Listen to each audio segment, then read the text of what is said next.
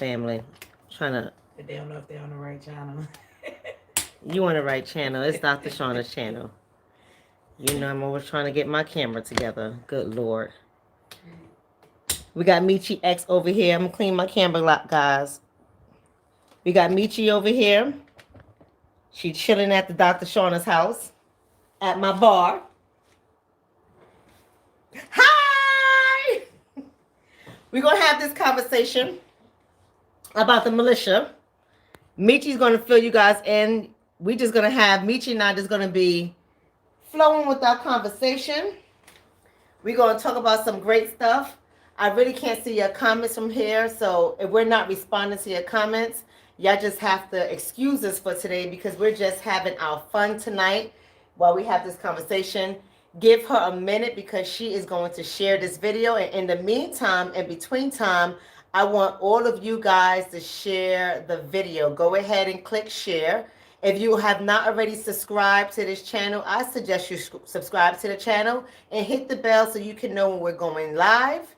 All right, y'all, give the video a thumbs up, thumbs up, thumbs up. And for all my 3 to 12 haters out there, give the video a thumb down, thumb down, thumb down. We like you too. We like all the haters. We want to address a couple of things in the community, including the little punk ass threats we be getting on the internet. But when we ask for the address, we don't get it. Bunch of whatever. A bunch of keyboard gangsters. Keyboard gangsters. But anyway, we're going to have this conversation, guys. So all of y'all come through, share the video, give the video a thumbs up. For the people who've given donations today, I will give you a shout out tomorrow. As you guys know, I usually go live on Sundays and Fridays. So I'll give you a fat shout out tomorrow. So Mechee, go ahead. Let's have this conversation. So we was chilling and she was like, be quiet, we gotta go live. She wouldn't even let me say nothing. So, as I was being a bartender. Yeah, she was like, we have to have this conversation live. So we were talking about, I don't know if you guys have heard about the 1 million militia that white people are calling for, Trump supporters, to show up on the 20th, is it? Whatever it is for the inaugural, when they make Biden the president and they swear him in and somebody sing and they eat cupcakes and shit, something like that. I don't know. But anyway, they're talking about showing up. So we were talking about that, right? And what that means for us as a country, but then even as Black people. And what does it mean for us as Black people? Because what Mechee is saying, and I haven't read the article yet. I am going to read it. I haven't read it yet. But what Mechee was putting me on was the call for 1 million armed white militia, because what they're trying to do is overthrow the government. Well, this is my thing, that now you saw how the white folks showed up at the Capitol. Absolutely. Trump is gangster. yeah. I don't care what y'all say. I know y'all Trump like Trump. is gangster. Trump, he got some riders with him. I don't care what y'all say. He crazy. He that gangster Gemini. Y'all better get ready. He not Donald Trump no more. He Donnie. He done went back to Donnie, New York. Hell yeah. He not playing with nobody. But this is the thing, is that if they're gonna go to face the government at this time with guns, and they go as about it as they went to the Capitol with no guns, and they show up with guns, are we gonna see civil war? Right? Are we gonna see a civil war? Are they gonna? Are we gonna end up in all out, like? If they go with guns, white people is about it. I don't care what nobody want to say. They've been doing the most treacherous stuff for forever. They've been in this country for violence. They have been it about violence in this country for a very long time. Ain't nothing going to change with white folks right now. White folks have been crazy since the beginning of time. I know some of y'all gonna be in your bag, and I know I have a lot of white people that get my services. If it don't apply, let it fly. So don't be in your bag. Don't send me no emails. Don't send me no phone calls, because y'all already know how I get down. Not the one. But y'all already know this country was built on violence. Right. Y'all already know they live their life for this. A lot of them prepare their children for this. Right. I think that the white people could have no problem with 1 million guns showing up. They could do that easy. They can get guns. They can get they have guns all through their house. But see, here's the thing. Here's what I want to say. I think, in my opinion, we have to see what they're going to do to each other. I think that oftentimes our community, we get involved in their stuff. Oh. Do I think it's going to impact us? Yes, it does. But let them fight each other while we planning. And that's the only thing I'm trying to communicate. Right. I think sometimes we get so emotional, we get so wrapped up in this stuff. We try to make it seem like it's us, kumbaya, we're all friends, brothers and sisters. And meantime, they already have their plan. They have proven over and over again, even the so-called liberals that act like they are friends, they have proven over and over again that they are strategic, they organize, they know what the left hand is doing from the right hand. We're not strategic and organized just yet. Well, this is the just thing. Yet. But why do we even think it's our fight? Because again, I don't think it's our fight. We talked about earlier the conditioning of that, right? So everybody assumes if you're a Trump supporter, right, that means that Trump is racist. So you're racist and you hate black people. So when we hear Trump supporters coming to show up for this, black people feel like these folks are coming against them when that's not why they're even going there. Their motive has nothing to do with black people at all. They feel that the process of the election was not done right, that they have been cheated out of a real election. And as white people, they have the right to say, we the people, because this country was founded on their bullshit, right? So when things don't go their way, they really feel like, oh, you playing us and this is our constitution. And they don't take that stuff lightly. And I will say, as I said earlier, I believe that Trump was frauded out of the election as well, right? I don't believe that Biden straight up won. I think they had to get Trump out of the White House to gain their power back. And I think that he was exposing way too many politicians and he was telling too much business. And he is a threat to be sitting in the position he's in. So they need him to leave. But whether that's here nor there, that's not our fight. They're not going there to show up to fight black people. They're not going there to show up against Black Lives Matter, although it's completely white now. They're not going there to find black folks and kill them. They are going there to fight with their own people. They're going there to take politicians hostage. They're going there to put some hot lead in some politicians' asses. They're going in there to deal with their own people and the government that they feel is corrupt. And somebody earlier was like, they gangster, huh? I know people getting their emotions, but the bottom line is they was like, they had no plan and 5 people died. This is the thing that I say they're gangster about. They don't give a damn about that. They will die and they will kill for what they believe in. And that's the difference. So I don't see a million guns showing up to this thing and not being prepared to use their guns. Okay, so let me play devil's advocate here because I've been seeing some of the messages. I've been seeing some of the videos that's out there.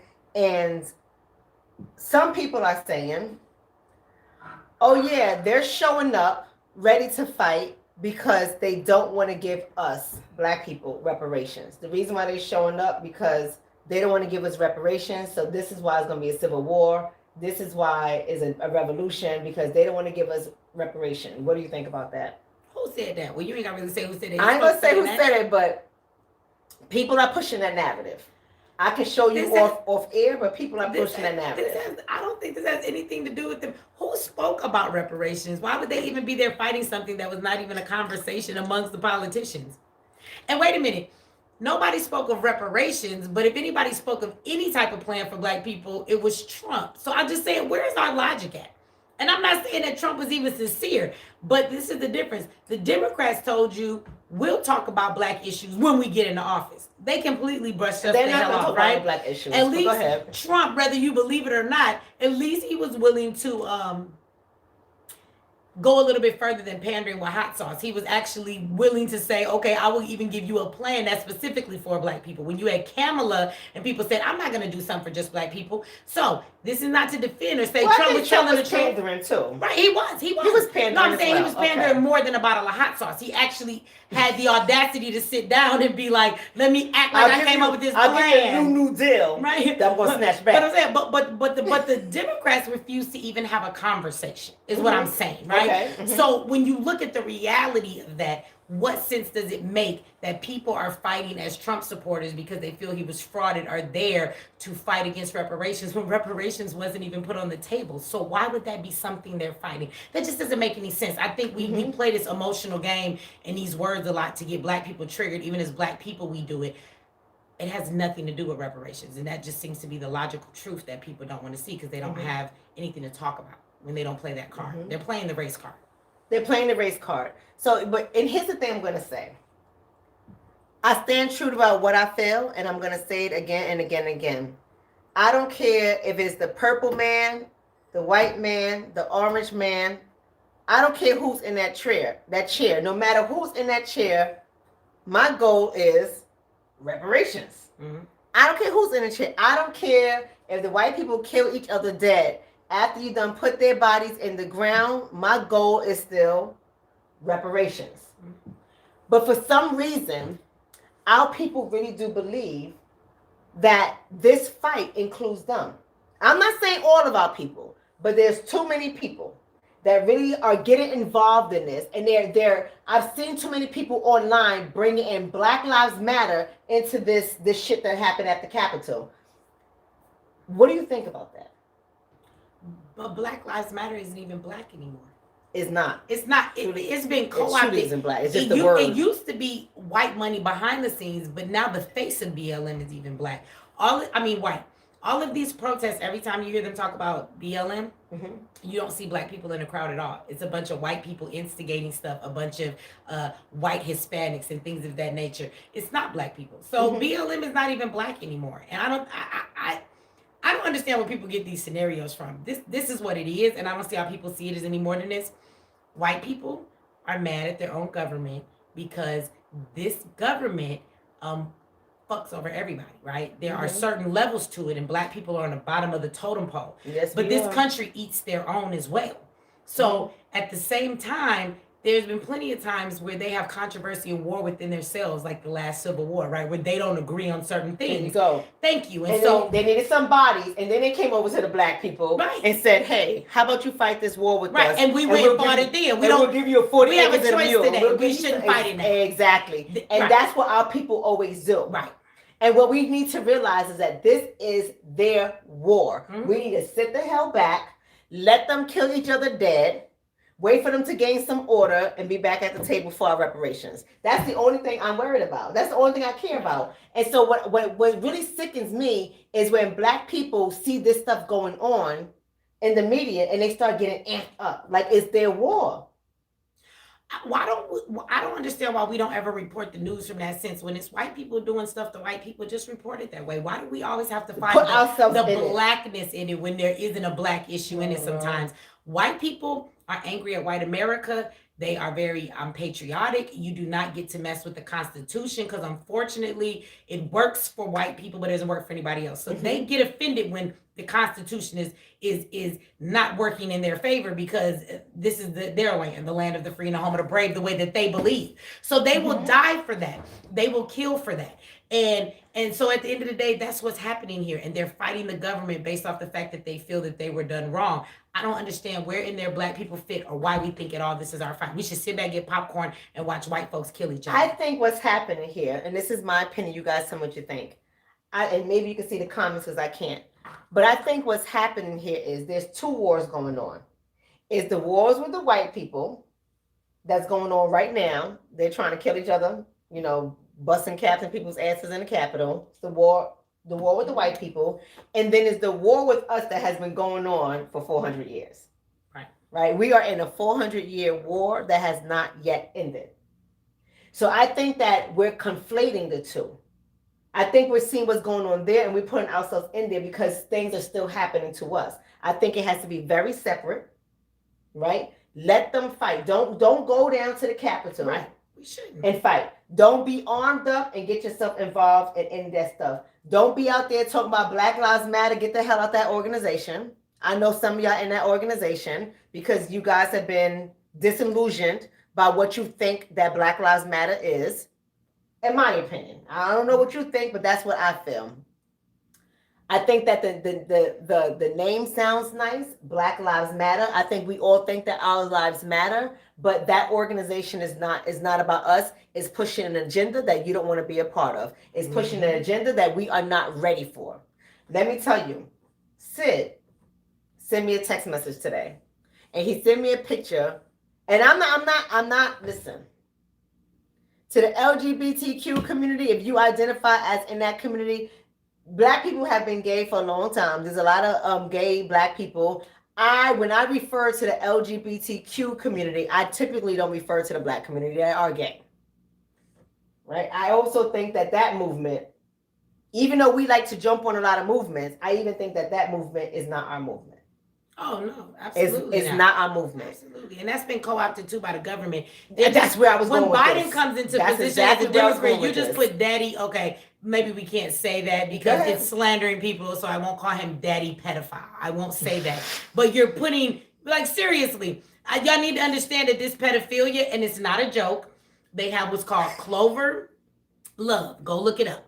Clover Love is when you are trans, not your age fluidity. Mm-hmm. So it means that you can be old but feel like a child, and so you can be in love with a child, right? Mm-hmm. It's called Clover Love. It's a C. They are really pushing it. There's been TED Talks about pedophilia and accepting those things. Look it up. If you understand, yes, go look it up. If you understand that a lot of the accusations when it comes to pedophilia on a bigger level come from Hollywood and come from politicians. So what they did is that's why they allowed the LGBTQ community to have so much free reign, so that then they could co-opt it and then use it for their own agenda to place things in place for them to ultimately have what they want, which is legally to be able to have sex with children because of this age fluidity. And I know people think that's ridiculous, but that's where we're going. That's where we're going. It's deeper than that. And that's included for some, but it's deeper than that. The reason why I bring that up is because we have to always sit back and we have to ask, what is the bigger agenda? That's what I said last night. What is the bigger agenda? We already know that we are at war. We have been at war for 400 years. We already know that civil rights movement has been co-opted and everybody else is benefiting from it. We already know these things, right? But when Sid sent me that text message, and I can show you that text message when we get off this live because it's on that phone. But when Sid sent me that text message, he would send me a text message of an organized event by the LGBTQ commerce community, where they're going for grants from the government, right? That's all falling under civil rights. We fought for the civil rights, right? So they're going to get everything they need, want, and desire. But see, here's the thing, again, with Black people. The reason why I bring this up. I support my Black people, and I know some of y'all not going to like this, but that's okay, because I don't care if you like it or don't like it. I'm just telling you how I feel. I support my Black, gay, lesbians, bisexuals, transgender. I do. What they do in their bedroom is none of my business, because I support them because they're Black. That's why I support them. This is what, but it doesn't mean I'm going to go march. It doesn't mean I'm fighting for a whole bunch of other stuff, because I got my focus on my focus, but I'm not going to say that they don't have their challenges. Right. But what I'm saying is, even in that they're pushing this agenda, they're going to go for the contracts. It's going to take away from Black businesses. It's going to take away from Black women. It's going to take away from Black men. It's going to take away from, we already know who's going to get the contracts. It's another way to even get white males to get some more of that money as well. Because now they're falling under that umbrella with the contracts. You know how you have to have the woman in business and Black minority in business. Now they're pushing the LGBTQ in that as well. So you know that's going to allow white males to come in and get that money too. Right. Although America makes the face of gayness Black men. Exactly. Right. Exactly. So what I'm saying to you is, even in that, if we're going to be organized, we have to fight against all of that, even if it means that we go up against that community. But when you are Black and you have that ideology, you're same sex, you believe in what they're fighting for, you're going to be conflicted. But even in the LGBTQ community, there's division. There's division in that community. I say that to say, when Biden gets in office, well, he's already technically. Technically, he's already going to be in office. I don't care if Militia shows up. Biden's going to be in office. Unless they shoot his ass, then Kamala going to be the president. They're going to shoot her too. And you know how white movies do, right? The Black person always dies first. I'm saying, I mean, I know we're having our fun tonight, but y'all know in the movies, the Black people always die first. So if that was to happen, and I hope it do not happen, because I know some Black people are going to fall out and have a heart attack. We know how Black people are about Kamala. I hope that shit is live. They got a couple of drones so I can catch it from every angle. I'm like, oh shit! I hope all this video footage is censored, because that's how ridiculous it is. I want to see bodies dropping and bullets flying. I don't want to see carnage, but that doesn't mean I'm not going to watch it. It doesn't mean I'm not going to watch it. I don't want to see it, but it doesn't mean I'm not going to watch it, because I got to report on it. We're going to watch it together. We'll call you on the phone. I'm like, Mechee, oh my God, let's pray for the... Oh, girl, oh my Lord. Oh, Father, you see how he got that body? I mean, be like, did you see? Look how they shot each other. Look at them white folks. He just beat the shit out that white man. Look at, I'm gonna tell you to rewind and play it again. I don't want to see that happen. I do, but I'm gonna watch it. It's called When Chickens Come Home to Roost. It's like, I am going to watch it. It's like them badass white kids when they kill their parents and they go to school and kill everybody because they don't get their way. That's what's happening right now in America. But here's what I was gonna say. You made me lose my train. You made me lose my train of thought.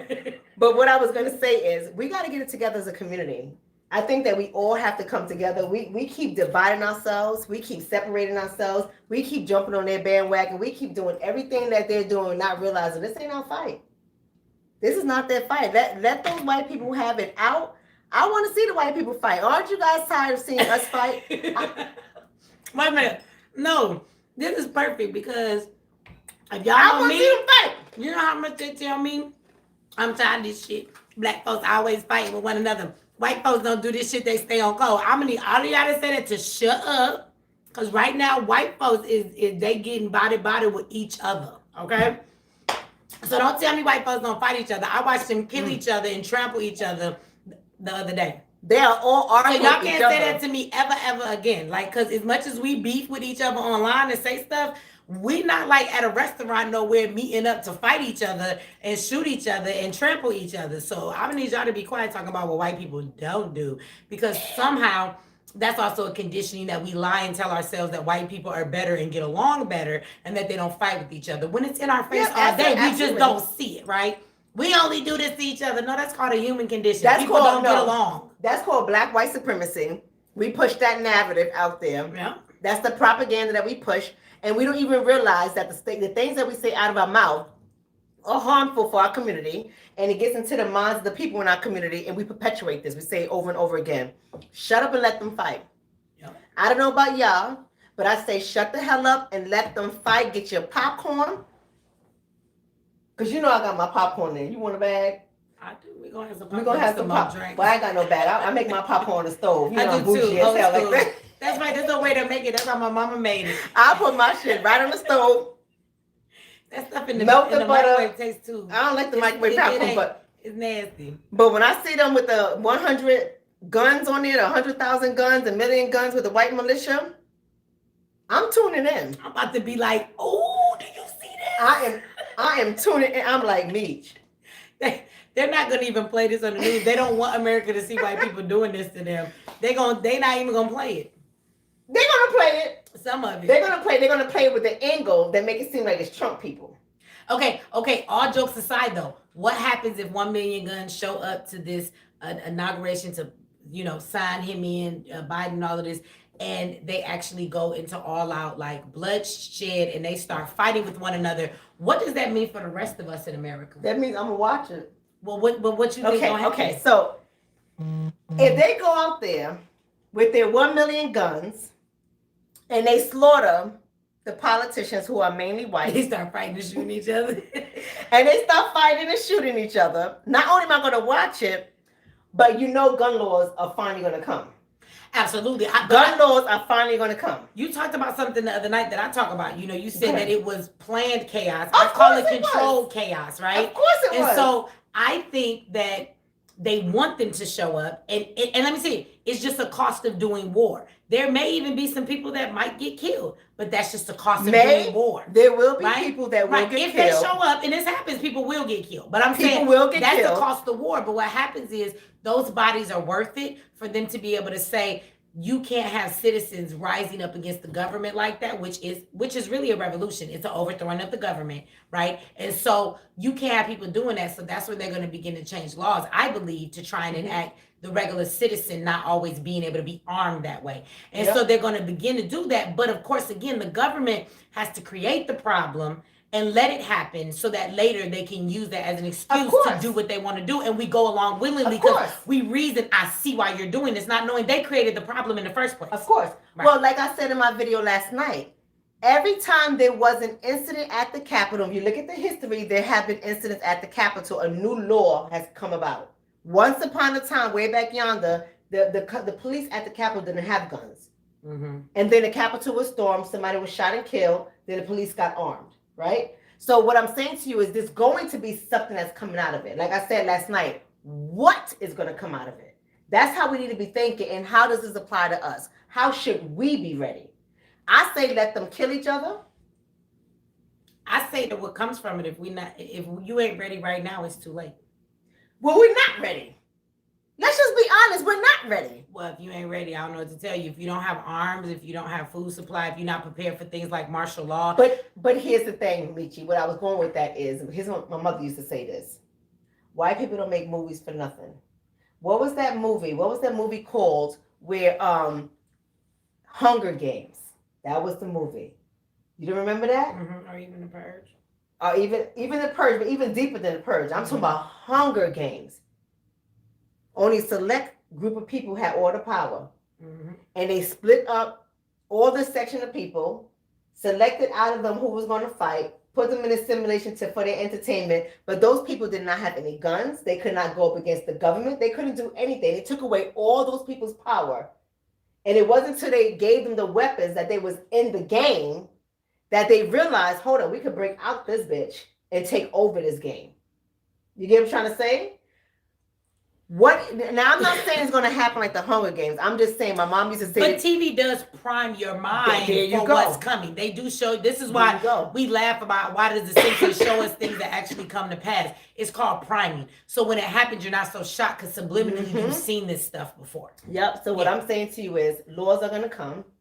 And they're gonna strip things from the people. I don't think it'll be that easy though. That's what I'm telling you. What do you mean when you say you don't think it's gonna be that easy?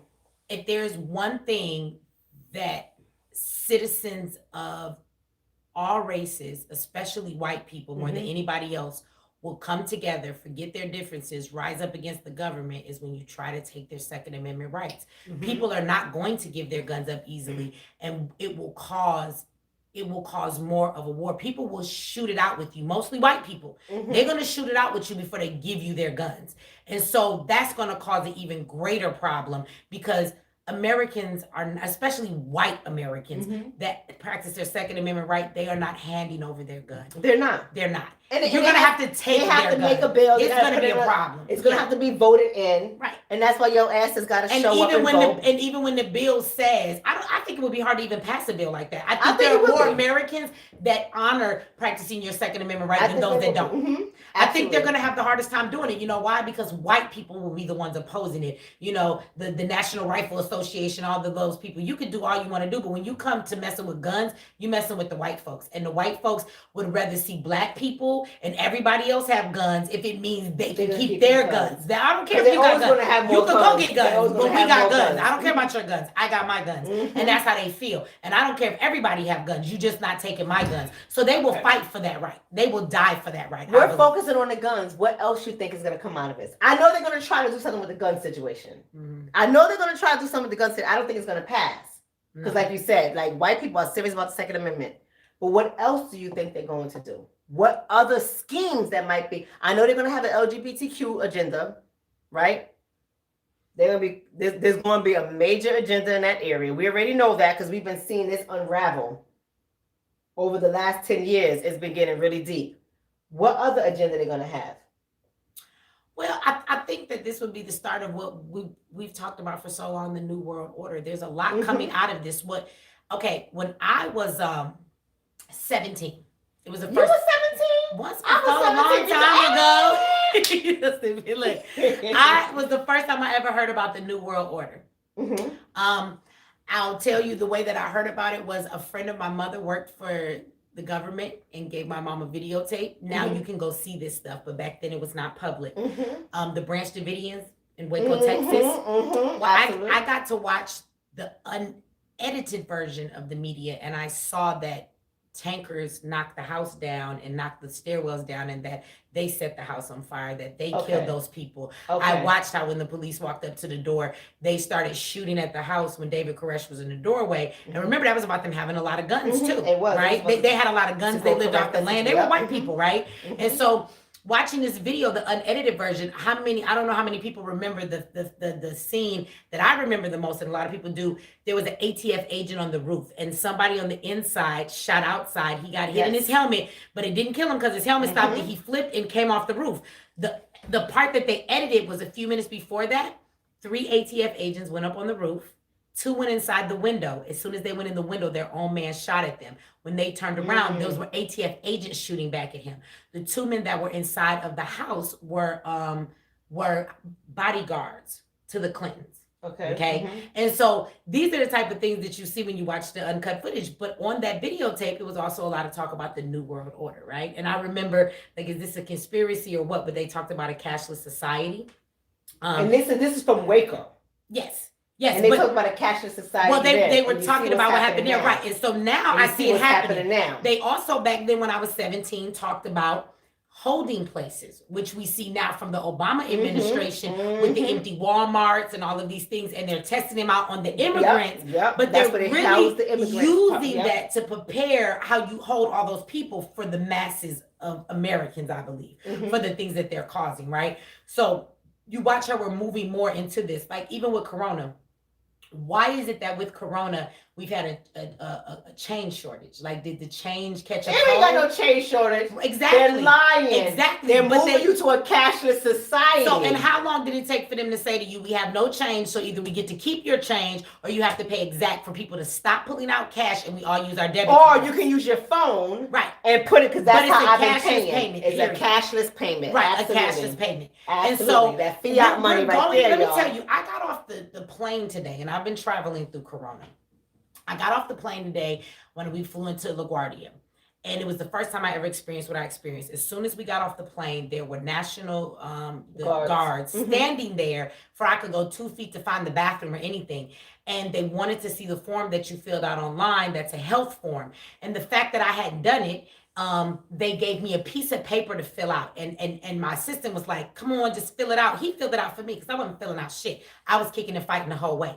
Because I look at the piece of paper and you know when you go on a plane, they ask you 3 questions like, have you had symptoms, blah, blah, blah. No, it was way deeper than that. They wanted to know on this piece of paper, and I had to give it back to a National Guard for they would even let me go 2 feet from the gate. Yeah, I know I'm not immunized, right? So I take this shit very seriously. But well, let me tell you what the form asked me. The form not only asked me what my name was, they wanted to know my birth date. They wanted to know who my dependents and my children were and what their birth dates were. They wanted the address of where the location was that I was going to visit. They wanted to know the day that I was leaving, and when I left, where was I going back to? I said, y'all asking me too much motherfucking information for me to be an American. This is none of your business, and y'all doing too much. None of this has anything to do with COVID. I wasn't gonna fill it out. Reem filled it out. He faked him a signature. He's like, just give them this shit back at the door. I gave it to him because he filled it out. I wasn't giving them all that information. It had nothing to do with Corona. So it was a very detailed form. Yes, we are in the New World Order. And people don't understand. So there's a big agenda coming from this. Yes, it is. What we're in is a shift of the society we've always known is getting ready to not do a 360, but a 180. It's going to completely flip and be something that we do not recognize. And they're easing us into it. And they're using all the chaos because the best way to get people to comply is to pump them with fear, the fear that you have caused, and then tell them you have the solution and keep them safe. And people are more willing to go. So now let's go back to how we started the conversation. Now, I want y'all to know, we're just having a critical conversation. We're just playing with these thoughts, right? Yeah. So I don't want y'all to go out there, and I don't want you two putting us a fact check and shutting our shit down. We're just having a critical You know how YouTube do. We just having a conversation. Now, let me say this. Now, what if those crazy white folks at the Capitol, what if they're fighting to prevent that from happening? And they got the manpower and the weapons to do so. What if that's why they're out there? What if because they're saying, hell no, you guys are trying to take our liberty. You're trying to change the way things are. You're trying to bring about an agenda that's going to make us all be captive of your system, and we're not doing it. But honestly, I think that's why the white folks are showing up. And I think that's the only reason they're showing up. Hello. See, they've always trampled on our rights Hello? as citizens, but we're used as black people to being treated that way. White people, they feel this is a country for the people, And by the they're people, not meaning going to white take it. people. And you don't get to dismiss their constitutional rights. See, we can take that all day, but they're not going to take that. And I believe that's exactly why they're doing what they're doing. It has nothing to do with us. So I'm going to position it again. What if, because you know I like to do that, right? What if, so since based on what you were saying, why, once again, why are some black people getting involved? Let them fight it out. Well, if black people show up to the one, and it's 1 million white guns, I don't know what. No, I don't think that black people are going to show up there. I hope you keep your black behind at home, because you is going to be so outnumbered. I don't know what you I hope black people don't plan on showing up there. But what I'm saying is, black. When I say why are black people making this their war, not all, some black people. The reason I'm saying is because some black people are pro-Democrat, they're diehard Democrat. They want Biden and Kamala to be successful, and they're going to fight for what they think is freedom, not realizing that they're being led into the chambers to be killed. I'm just saying. Well, yeah, but I think that's why there's black people. That's the exact reason why they feel it's their fight, because again, we've been conditioned to believe that Trump is racist, and I'm not saying he is or he isn't. Oh, Republicans. Just say Republicans are racist. We've been conditioned. No, the reason why I want to say Trump is because what's happening is when they see these people coming to fight the government over Trump's election, you believe that anybody that supports Trump hates black people. And so we have been taught that. So somehow we think that if they're going to fight for Trump, that means they're fighting against us. We've taken it personal because the conditioning through media has worked well on us. And so now we believe it's our fight because we believe that fighting for Trump is fighting against us, when it doesn't have anything to do with us. And here's another thing that I think we believe. I also think that we believe that, like you said, we look at Trump, we say Trump is a racist, and everybody who likes Trump is a racist, right? That's how we've been conditioned. Not realizing that what they're fighting for, yeah, there might be some individual among them that hate your asses. There's a lot of us that hate us. That shit ain't never going away. Right. Never going away. But what they're going up for, they're not going up there with black people as the first item line on the agenda. That's not why they're doing it. So what I think that too many of us do, we see these radical white people, which white people have been radical forever, right? Absolutely. We see these radical white people and they say that they hate black people. If we take on the mindset, and I'm going to bring up Neely Fuller again, if we take on the mindset of Neely Fuller and look at all white people as racist, then we won't feel the need to jump on one side of the bandwagon over the other. Right. Does that make sense what I'm saying? If you see them all as racist, then what you see is a bunch of white racists fighting white racists. There you go. So why are you right? Period. But instead, as black people, we see the bad white folks fighting the good white folks that are going to save us. We see the abolitionists. We see the abolitionists going to hide us on the underground railroad and get us free. Save us. They're going to get us free. Yeah. No, they're not. And that's what we see. We see bad white racist folks fighting good white folks who are going to save us, which are the Democrats, and fighting against that. You're right. And they don't see at both sides as it just a bunch of racists fighting each other. Maybe if we saw it that way, we would just sit back, prepare yourselves for the aftermath that's going to affect us as citizens with martial law, if it gets to that extent, or the things we need to be prepared for that. But other than being concerned with being prepared for the aftermath that will come from this, if a million guns show up and it turns into bloodshed, we shouldn't be concerned with anything else. But here's the thing.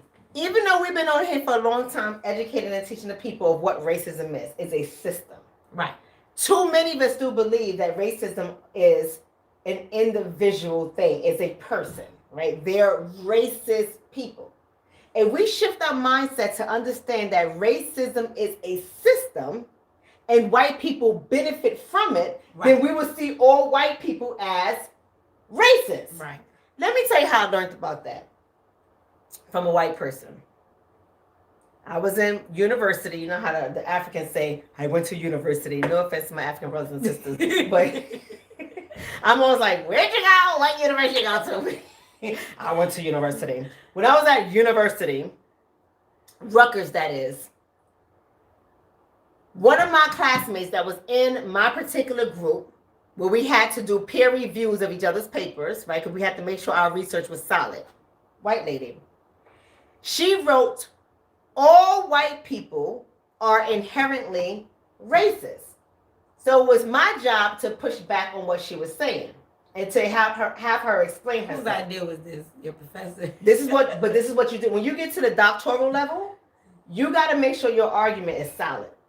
You got to make sure it's solid because your peers are going to criticize you. They're going to rip your shit up. They're going to say, so it was my job to rip her shit up. But I didn't want to rip her shit up because I agree with her, right? So I had to ask her. I'm just saying, I was like, all white people are racist? Can you really say that all white people are racist? Because I wanted to see where she was coming from. And she said, out of her own mouth, if I live in a system that protects the white race, and I don't stand up for those who do not fit in my category, I am a racist. Do I want to be a racist? No, I don't. My husband is black. My children are black. But I have to admit that I am a racist because am I ready to give away my privileges? And she said, to be quite honest with you, I am not. And that's when I came to terms and the realization that I am racist because I'm benefiting from a system that has been set up for my protection. So I say that to say, if black people can just shift their mind like this white woman to understand that all white people are inherently racist. I'm not saying they're all going to go out there and to destroy you. They are benefiting from a system that helps them. Absolutely. And they're born into that benefit. And they're born into that benefit. They do. They're just white. That's what gives it to them. Just birthright. It's a birthright. Right, it is. And if we can get ourselves to a place where we could wrap our mind around that, let them fight it out. Stop jumping in on all their fights. Well, if we understood who the racists were, I think this is really funny because you talked about racism. System. Right. It is. So let's be more specific. It is a system of these hierarchies that have the ability to be racist and oppress people and hold them down. So we want to be specific. Racism is the justice system, the industrial prison system, right? The school system. The corporations. All of that, right? Mm-hmm. So when we talk about those things, right. But who is the head of all those things? It would be the government. So if racism is, if there's racist at not corporations, but when you talk about all of the systems and the structures that come down, it's all regulated by the government. Even when they let corporations be in play, it comes from rules and laws that allow them to stay in those positions, right? So when we look at those systems are passed down from the Constitution, which is played out by the government. Racism. That has always been designed, right? Racism. To keep us in the position we're in. So if we understood that, you wouldn't say that even then, right? If people want to say all white people ain't racist, let's go back to that they don't want to say that. Because they're thinking about it as an individual and not a system. Right. You wouldn't be mad because you would see these Trump supporters are fighting the racist system. Regardless of the reason they're going there. But they're not fighting. They're not fighting for that reason. They're not fighting to get rid of it, though. But they're fighting the system that brings racism to this country. So but I'm saying, why are you mad that they're doing this to them if you understand where it comes from? But they're fighting to keep that system. Why? Because they want Trump in there, or they want the election process to be a fair one. Because we watch fraud happen all the time throughout elections. Not only do they want the election to be fair, not only do they want Trump to be in there, but they also want to fight against some of these liberal ideologies that are coming in that are taking away our rights. They're fighting against censorship. Mm-hmm. They're fighting against silencing their religion, right? They're fighting against bathrooms being co-ed where anybody can walk up in that bitch and use the bathroom. Mm-hmm. They're fighting against educating their children on LGBTQ issues. You understand what I'm trying to say? They're fighting against immigration. They're not just fighting against we're trying to fight against this racist system. They want to keep the racist system while also continuing to oppress other areas as well. Yes, That's being but honest. at the end of the day, if you watch them fight, go back to what you said earlier, it's racists fighting racists. Of course. If we understand where the system comes, why are we mad that they're storming racist buildings and they're storming these politicians and threatening to kill them when they uphold the racist system that holds us down? I just don't understand why we're upset about that. No matter Because what system that comes to play, no matter what new it doesn't matter if that the comes, Democrats we're or going not. to be oppressed Yes. until we get our shit together. Do you think that in order to get our shit together, that means that we gotta go out there with our guns and be as bothered as the white folks? Now here's what I'm gonna say. What do you think we gotta do to get that respect put on our motherfucking name? Put some respect on my name, ninja. No, here's what I'm gonna say. What you think we gotta do? Here's what I'm gonna say. Money is power. Yes, it is. I believe money is power. If you have your guns and no money, you have no power.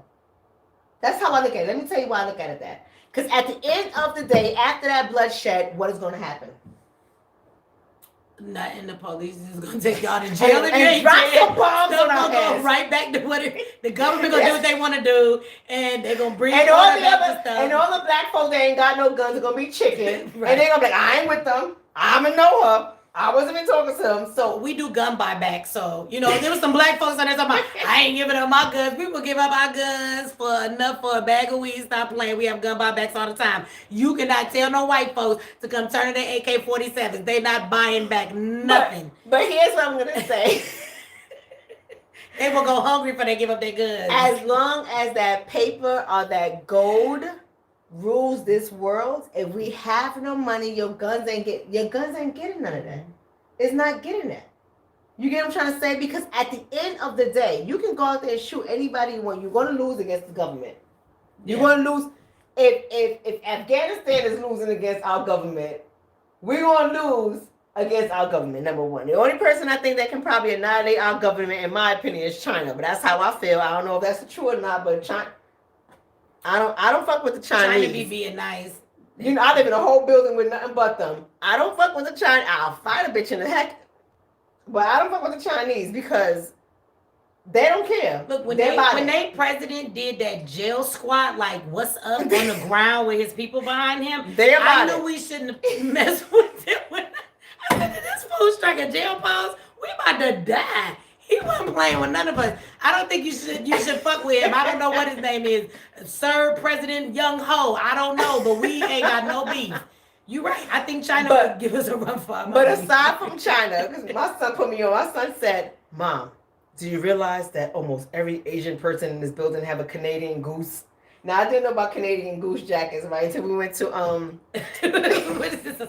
These motherfuckers in a gang? because unless it's a Louis bag, I don't know shit about it, right? So we went to Bloomingdale's, and I said, go ahead and get whatever you want. Go get a coat. I said, go get that. That's a nice coat. Get that coat right there. He was like, Mom, Canadian goose?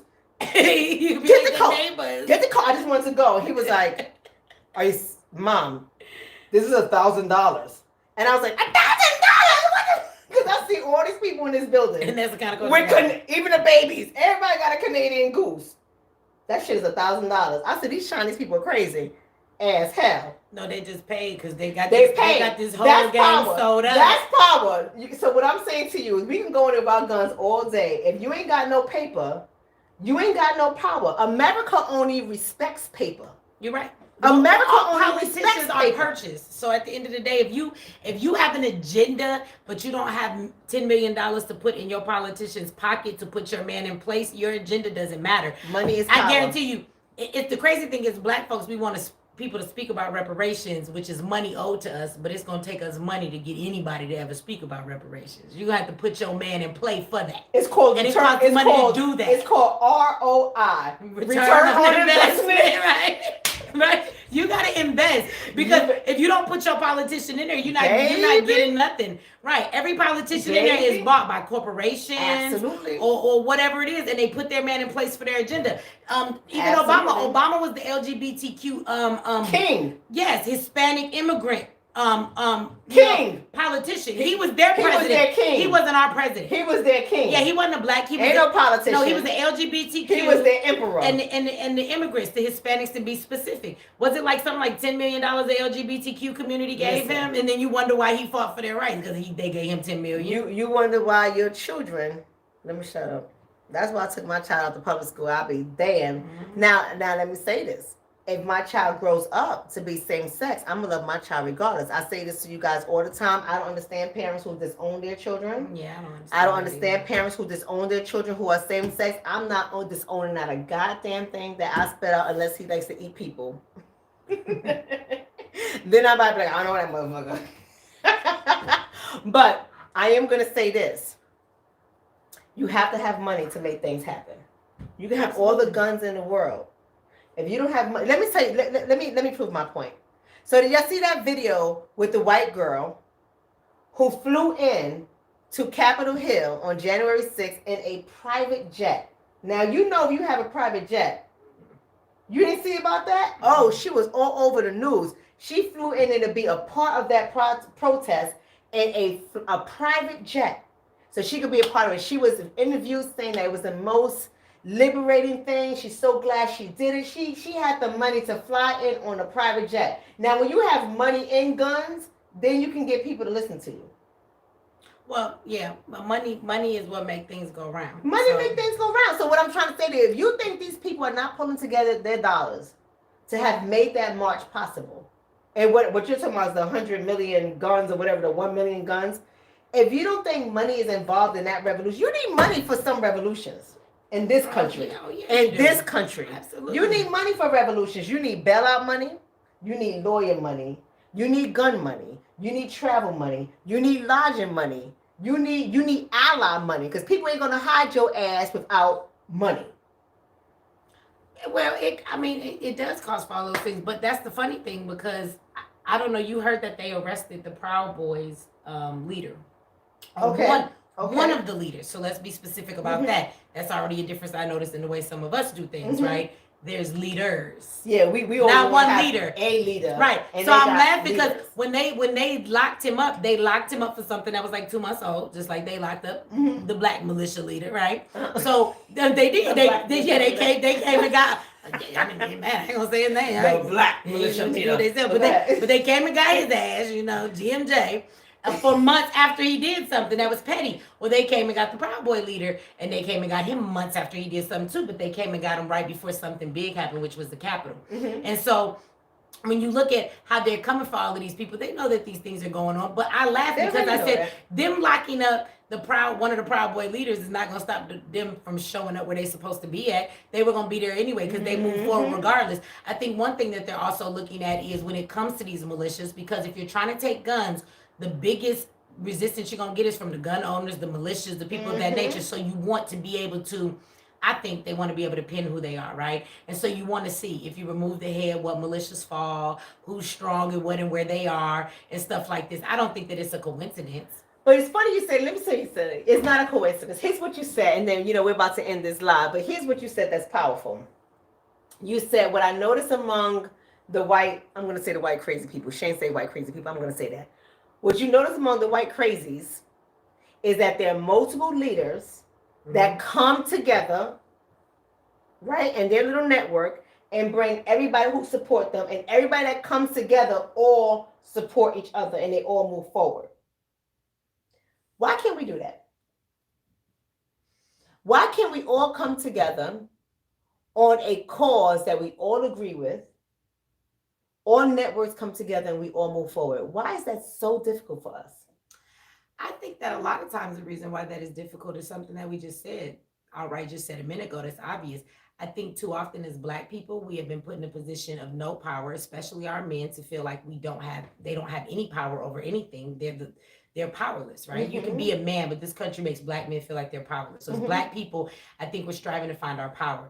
And whenever somebody finds himself in a position of leadership in the Black community, I think oftentimes, whether they started it for the right reason or they had a big head before they got into it, at some point there's a fine line between notoriety, love, and camaraderie from the community. And even the day and age we live in now, being an activist even brings you money. So when a person starts to get put in this position, right? I mean, look at our activists, they're superstars. Tamika Mallory, you know what I'm saying? My son, you know what I'm saying? They paid off what the hell they do. You know what I'm saying? Right. And so they go out and give these marches, these speeches. So everybody wants to do that. And when you get in a position, you feel like you have arrived. You feel like you're something for the first time in your life. And somewhere along the line, that fine line says either you remember why you started this, or either you begin to switch, and the notoriety and the fame turns you into something that you never intended to be when you started this. And so then it's a fight for who's the top leader, who is the person that's on top. I don't want to share my spot with anybody. I don't want to lose my spot to anybody. I want to be the only one. And those things begin to get in the way, and it causes confusion, because aside from that, I don't want people to lie to themselves, again, and be misunderstood. When we talked about the Black militia, and everybody was talking about NFAC and how they had an accidental firing when they went to a state. You know, it was a guy who passed out. The gun went off. It was an old shotgun, and buckshots hit people. It wasn't actual bullets, and 3 people had buckshots in them, right? But what people did talk about is the fact that when the white militia went somewhere, they actually was putting real bullets in each other. Like they were shooting each other too, like worse than what happened with them. But what you notice is that white people didn't go and put each other on blast for them accidental shootings. Hardly ever do. And they didn't. But you know what I find even crazier is that Black people didn't put them on blast for how jacked up their organization and their militia wasn't. Because when the Black militia did that, you had white folks making videos about how stupid they look. Oh, so the white boys jumped on it too. So how come when they did that, how come as Black people, we were more concerned to talk about the mishap with the Black militia, but when it came to white people, we didn't bring that up because that wasn't our fight. But now this is our fight, just like you shut the fuck up when the white militia was shooting each other and you had nothing to say about that. Don't have nothing to say about white folks fighting with other white folks. You know what it is? Again, I always say it's that mindset of that Black white supremacy. We don't realize that we're furthering white supremacy because we've been so programmed and conditioned to use the language that they have been using to describe us and our challenges, our struggles, our fights. We've been doing it all along. And it's so unfortunate because you bring us something so unique and so powerful. And I really want the people to capture this, and we're out of here. What's so unique and powerful about that is we don't hardly ever see, I'm not going to say that it never happens, but I'm talking about on a viral level and among the leaders, we don't see them tearing down each other's groups. You get what I'm trying to say? They have so many different little sects in their little group, but when they come together, they come together. The reason why we have a hard time coming together, as you said, is because everyone is vying for power. Everybody's vying for popularity. Everybody's so concerned about the dollar. Make your own goddamn money. You won't be so concerned about the dollar. You understand what I'm trying to say? The money comes when you're in the spotlight. That naturally what comes. But you should not be in the spotlight for the purpose of the money. Right. But I think somewhere along the line that just changes. What do you mean? I think that people can be in it for the right reason, and then when they realize so much notoriety and fame come with it and money, ego, right? And then all of a sudden they forget, and then they find themselves in a place in a person that they didn't start off to be, and they don't understand how they got there. Absolutely, right? Their greed kicks in. Their greed kicks in because they think that now, oh, I made it, I'm popular. But as quickly as you got popular, you'll be unpopular. As we have seen recently. As we have seen. As quickly as you've been unpopular, you'll be unpopular. No matter what you do, whether it's activism, whether it's your business, and whether it's your job, no matter what you do, if you do something well, the money's going to come regardless. You should not be doing it for the money. We are on a mission. We have a purpose. We have to stay united. And I know this is when y'all tend to think that Mechee and I, we see eye to eye. We don't see eye to eye on everything, right? Mm-hmm. So Mechee be I'm more, as so many people have sent me emails like, oh, I like the fact that you're so reserved, Dr. Shonna. Dr. Shonna is actually the person that I call and talk to before I do something if I'm not sure. Because I have times where I'm going to do what I want to do no matter what, wrong or different. I pay the consequence. That's true. But there are also times that I call Dr. Shonna and I would say, look, Dr. Shonna, I got to talk to you. What do you think? And Dr. Shonna will never tell me yes or no. A lot of times she just gives me the pros and the cons. The pros and the full cons. picture. These are the consequences. And I support you no matter just what. know what it is, and I'll be like, I always choose the stuff that's like jumping. I got your back no matter what. She'd be like, why did I know Mechee was gonna choose to play with fire again after I gave her up? But I gotta see a moon sign. Because we already know your ass is a crazy Pisces. But we don't agree. So when I'm not sure, I actually come to you because I know you will give me the opposite perspective. Yes, right? I'm always gonna and regardless, I feel like regardless of what people, I think sometimes people get the wrong idea of me because at the end of the day, I respect genuine people, right? Mm-hmm. And I don't have a problem with people disagreeing with me. And I think that shows in the relationships I have with the people that I'm around. Like, mm-hmm. Me, you, Q. Like, we don't always agree on the same things. No, we don't. But we have been friends for years. Different people. We're friends for years, mm-hmm. but we're different people. I'm different than Q. I'm different from Mechee, and we're mm-hmm. all different from each other. But we have one core that we're genuine. Not only are we genuine, we're real. But that's the thing. We're genuine people. Authentic. Right. And see, that's my thing is that it's very hard to find genuine people. Mm-hmm. It's not about me disagreeing with people. I don't do fakeness. I mm-hmm. don't do lies. I don't do smile in my face while you stabbing me in my back. Mm-hmm. I don't do playing games with the people, because if you're going to do that, then get away from me, because if I'm associated with you, you start to make me look bad. Mm-hmm. I always have to explain, because of all the other damage that's been done in the community, right? We're scammers off the bat. Like, even when we scam nobody. We're scamming today, right? So we would call scammers today. Somebody threatened to join Mechee today. Right, I can't be in New York. They're gonna beat me up because you can't come to my state, my borough, and threaten Mechee. Are you crazy? But this is what some people do with the faceless people, with no faces and no names, whatever. But I think that not only in addition to what you're saying, I think like if I say I got your back, I got your back. Right. If you say I got your back, I know you got my back. Whereas in this world, so many people say they have your, in our world, I'm not gonna say this world, in our world, so many people say that they have your back. And then when the shit gets popping, because we have been in some situation where shit got popping, where are they? Right. They're in the car, they're waiting to leave, and we still getting ushered out. We still like, bitch, you wanna fight? You for real? Like, but you understand? But I think that's the thing. I don't know. I think a lot of people like yes men. Yes. I actually don't like yes men at all. If you are my friend and you are around me and you agree with everything I say, I'm the type of person, I'll start to say some dumb shit just to see if you're going to agree with me. And if you agree with it, I'm going to stop being your friend. Slowly but surely, we're not going to talk as much, because I don't grow from people who agree with everything I do. I know that I'm not always right. I know everything I speak is not a fact. Sometimes it's just my opinion. Me too. We all have different upbringings. Absolutely. We all are conditioned by the things that we've experienced in life. So I think it's always good to get somebody else's perspective. It's a genuine perspective. Mm-hmm. It allows you to see life through other people's eyes. You can learn from other people's mistakes and their experiences. I don't have to experience it if we learn how to listen to people when they share their experiences, right? So for me, I don't want men around me. If I'm wrong, I need people who genuinely can look at me and be like, yo, you wrong, right? Mm-hmm. Or I don't agree with what you did. But even if I'm doing something wrong, if I come to you and I be like, was I wrong for doing that? I don't need you to look at me and be like, I don't want to hurt my sis' feelings. Well, I need you to be like, yes, you was wrong. I think see, the therapist is kicking in there. Right. You don't want to call what people do wrong. It's not about right or wrong. Right, but sometimes it's like people do some stuff and they be wrong, and you might have to check somebody and be like, give me an example what would be wrong. Because I'm a therapist, I'm gonna see that shit from other angles. Okay, well, if you come from a therapist's perspective, okay, you might not use the word wrong, but let's say somebody is not communicating right and they're bringing this conversation to you, and I tell you maybe I'm dealing with something in my relationship, and I'm saying, why am I going through this?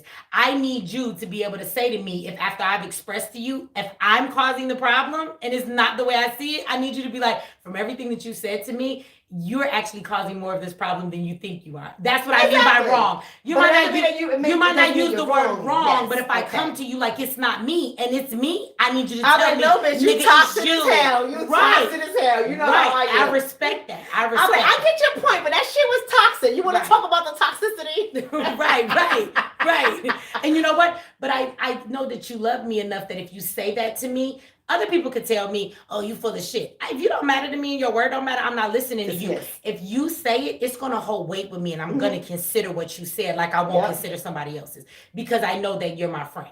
You know what's That's the interesting that difference. you saying? I asked you the question, why is it that we can't all come together as leaders, like how these white boys can come together and tear shit up, They right? be fighting, though. We ain't gonna give them. They always fight, but they don't show it like how we show it.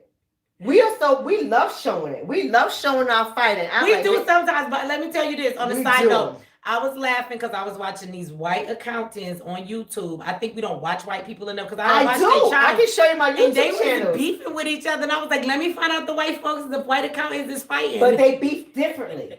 No, they was making jokes about each other. And they make jokes, but tearing each other we down. be doing some shit. We be Mechee. We do. We be doing some next level. I follow Asian people. Like I follow Indian people. I follow white people. They didn't air them out and put their kids out there and dox them and put all their information. I'm sure they didn't send each other threats and say, "Bitch, I got your address. I got your address, bitch. I'm coming for you." Bitch.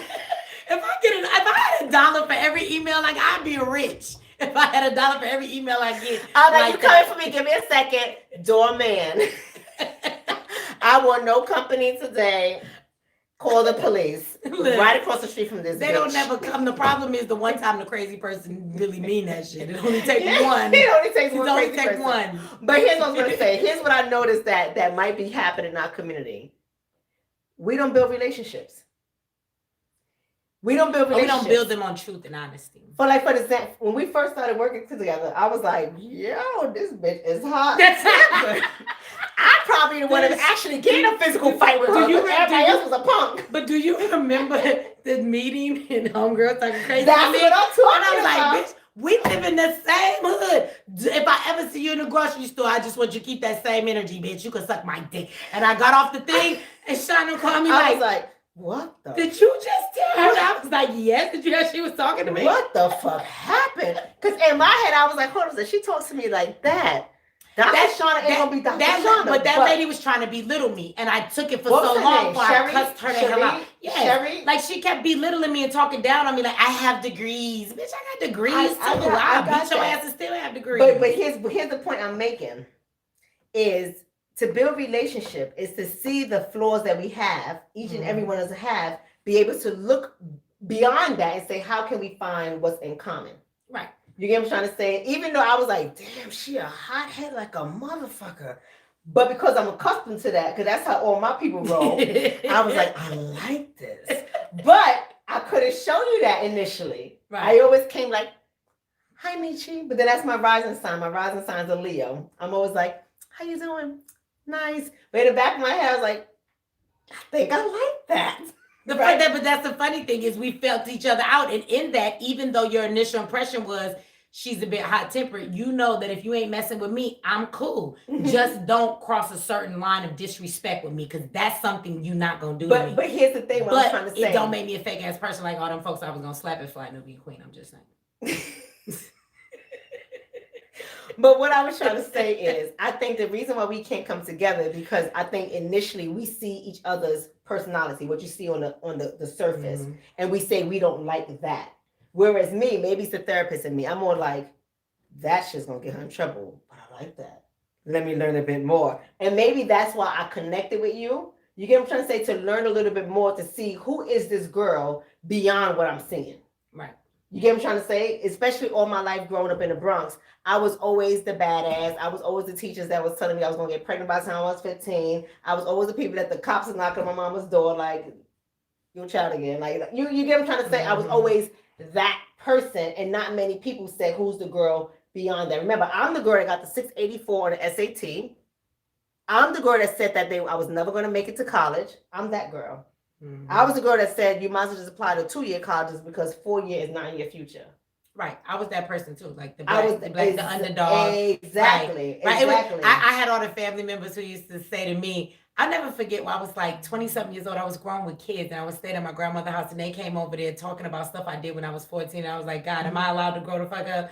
I was the one that was that black sheep and they always wanted to see me as the bad teenager I was. Yeah, absolutely. But now they be in my inbox like, girl, I'm so proud of you, cousin. Well, they're not in my inbox. Niece, I love you. And I just be like, I'm still reminded of the girl that I was when I was like, if I don't respond to the love, then it turned into fuck you in a minute. Yeah, they don't be in my inbox. There. I got my true blue relatives that support me no matter what, and then I have my relatives that don't invite me to shit. That's okay. I'm an introvert. But I don't that's want okay. nobody to invite him. I like fuck your asses anyway. But anyways, I was saying, I just think that if we will all come together and see beyond what we see initially when we meet people, because we have to understand that we're meeting trauma. That's the therapist in me. We're meeting trauma. We all have our We all traumas. have it. And so we're not being able to see beyond that. We're just seeing an angry, unruly person, an egocentric person, a selfish person. We've seen all these things and not the core of who the people are. Whereas in their organizations, the other people, they know the mask exists, but they don't give a fuck about that. They're like saying, I don't like you, but we need to do this together. Mm-hmm. And they do it together. And we've seen that. We've seen it over and over again. We say, I don't like you and I'm not doing shit with you. Yeah. I think that happens a lot in the Black community. I'm not going to admit to that because I'm not going to say it's only the Black community. I don't think it's only the Black community, but I think it's human nature, right? Mm-hmm. I think so too. I mean, for me, I'm not going to confess to well, that. I try to see the good in everybody at first. I think sometimes that's your problem. That's my problem. Because the shit that you see, I'm like, you sure about this? I just be trying to give everybody a chance. I'm the person, like you just said, I may not like this about you, but what does that have to do with us fighting for our freedom? If what you're doing on this end has nothing to do with that, I don't have to know you on a personal level. If we can work together, I don't care if I disagree with some of the stuff you're doing in your personal life. You know, if it's not detrimental, I don't like your person. I don't have to be your friend. I just want to work together because we're doing the work. And I think that for me, I think you have to find a balance because I don't want to see the bad in somebody first, especially with my people fighting. And I'm always telling I'm always telling her the bad. I'm like, I don't know about this one, but Mechee does whatever the hell she want to do. So I'll be like, I don't know. Some shit don't ring right with me. You ready to see? I got quiet. I ain't saying nothing. I ain't feeling somebody. But Mechee be like, I'm gonna give him a shot. Then she be like, girl, let me tell you what this motherfucker did. I'm like, oh God, here we go. But we talked about this the other day. Can we say this too from a therapist perspective? Let's say this then too. Tell me what it is. Again, we talked about this on the phone the other day. Is it wrong for me as a person when we talk about just relationships and getting to know people, right? Is it wrong for me to base a person on what they've done in that moment versus trying to find something that they haven't existed? It is. Think about it this way. A dude shows up at your house and in that moment, he's making you feel like a queen. But he's a liar.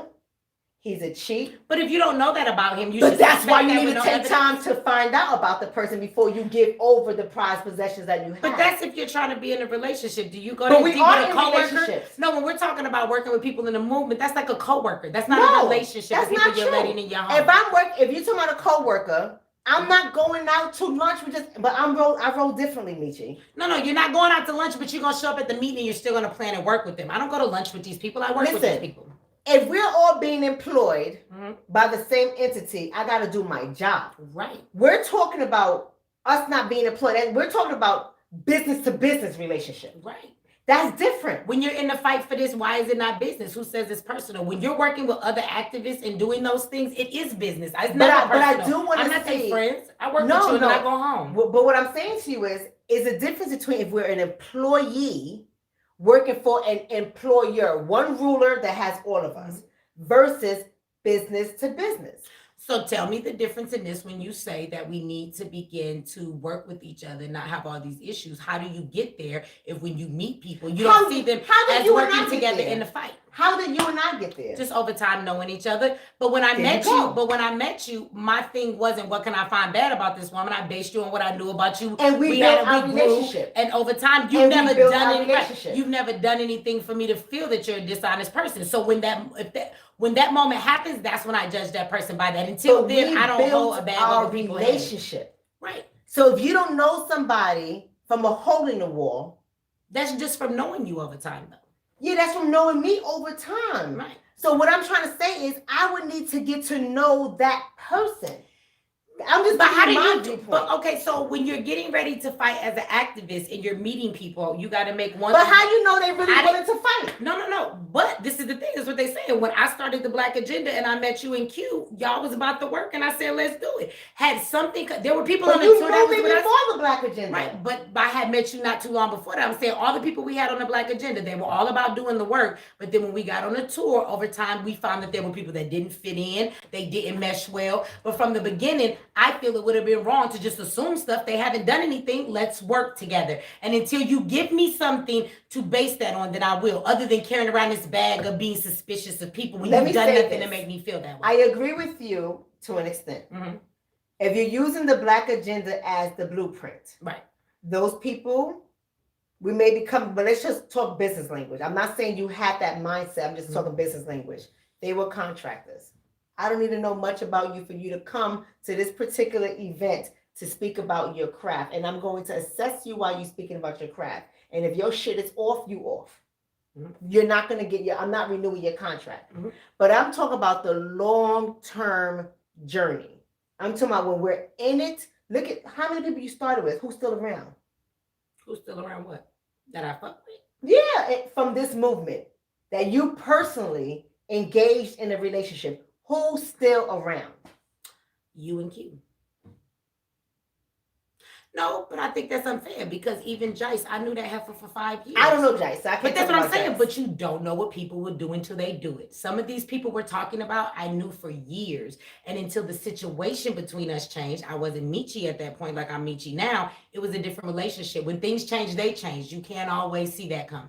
You cannot always see that coming, but I bet you, I guarantee you, if you put me in a room with Jice and sit her down, I'm sitting in the cut, you already know I'm going to have my assessment. Well, you can have your assessment, but again, I'm going to say this too. As an introvert, I work with a lot of people, but at the end of the day, we're friends, but how often do we talk or we really see each other? So I stay to myself a lot. So I'm not around trying to observe people. When it's time to work, I'm ready to go to work. When I'm not working, I stay to myself. And then when you do some fuck shit, then I know you on some fuck shit. Until then, I don't go around carrying a bag of what you doing wrong. I ain't got time to be paranoid.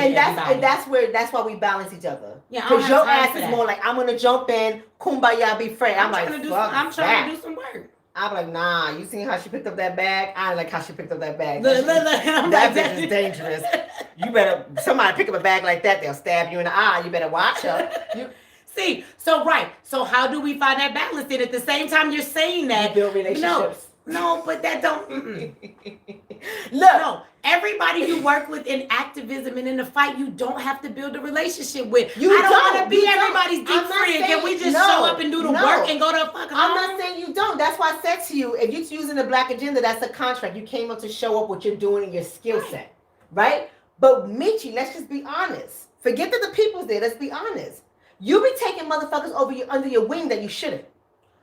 But you say that as though when I meet motherfuckers, I shouldn't take them under their wings. So let's be specific. No, when I met Dr. Watkins, he gave me an opportunity. There was nothing out there that anybody told me bad. All these sisters, including you, worked there. Nobody was working with him, gave me the side eye and was like, don't work with this nigga. None of y'all said that. I see people like you that are reputable women working there for him. I just met this man. I don't watch Dr. Watkins. I'm not a YouTube person. I'm not talking about when you just met him. So I don't what did I say to you in Philadelphia? No. Okay, but at the same time, you were still there, even though you're telling me that. You just. But how was I there? You was hard body. Was I hard body? We were both there speaking. I did the same thing as you. But you, outside of the speaking, you was hard body with him. Because I was. Were you not more hard body with him than I was? No. So again, if I was like you, none of them bitches would even be a fly Nubian queen because of the heart that I have. Every last one of them. Okay, but what's wrong with that? I didn't say anything wrong. Every last one of them, I went to try and help them as sisters to give them an opportunity to the point where I even was offering to take less pay so he wouldn't have them working for free. I offered to give up my pay for these bitches. So what's wrong with that? We're constantly saying that we don't support each other in the community, and then when I do, people tend to always act like something's wrong with that. Now, if I become a mean bitch and don't work with nobody, how do we ever get any work done? Well, I'm not a mean bitch. But I'm just saying, how do we get any work done? Well, sometimes I'm not. You see what I'm saying? I get what you're saying. I get what you're saying. And I'm not saying that what you're doing is wrong. You keep using that word wrong. I'm just saying, I'm just giving you a different perspective. No, but I'm just asking you, if we take that extreme, how do we ever get anywhere? Because to me, then we're suspicious of everybody until 2 years down the road, they done proven themselves, and you know how much work we could have got done. If they're a genuine person, we just go to work. I understand that. But I do think you have to exercise some discretion from time to time. And be able to sit back from time. I'm not saying you're doing anything wrong. I'm saying from time to time. Right. Because I said to you, I saw you bigger than what you were seeing yourself at that moment. Did I not? Yeah, but even in that. Hear me out for a second. I saw you bigger than what you were seeing yourself at that moment. And I also saw at that moment, this was just business. He gave us all contracts. It was just business. You took him on like friend, as opposed to like business. But that's not true. Okay, that's my opinion. You went a lot harder. No, than I ever did. Right, but at the same time, I went harder because I was bringing in sisters and I was trying to help build the network and build it up by bringing other sisters in to give an opportunity. Right, and I don't. So you telling me you never called him your friend? It depends on what you call a friend. Like me and you used that word before. Me and Dr. Watkins, we worked together. He came to my house once, but that was an event where there was a bunch of people there. It wasn't just about him. Other than that, me and Dr. Watkins didn't spend time together. Whenever he called me on the phone, it was about business that we were doing or what I needed to do on a live or whether there was an event coming up. Like we didn't sit on the phone for hours talking about family members and friends. So I wouldn't consider that a friend in that sense. He was somebody that I worked with, right? Okay. And so, I mean, no, not ever a friend like I would consider you a friend. We were people who worked together. Okay. I understand what you're saying, but at that time you did refer to him as your friend. Absolutely. I felt like everybody. And so when I hear the word friend, because I don't call everybody my friend. Okay. Right? So when I hear the word friend, I'm thinking he's your friend, like how I consider you a friend.